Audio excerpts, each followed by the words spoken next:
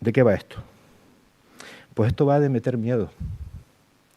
Esto va de poner límites a los periodistas. Que sepamos que hay determinados asuntos en los que es mejor no meterse porque puedes acabar en el banquillo o, en el peor de los casos, en la cárcel y arruinado.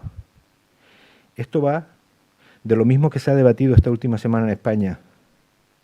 Va de un poder judicial con graves incrustaciones de corrupción, que en mi opinión en algunos casos actúa como una auténtica mafia al servicio de poderes que no son los que emanan democráticamente de las urnas.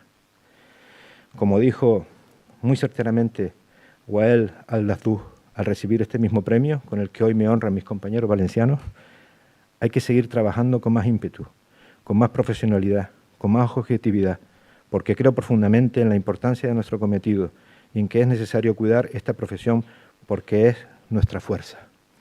Frente al miedo, más periodismo. Muchas gracias.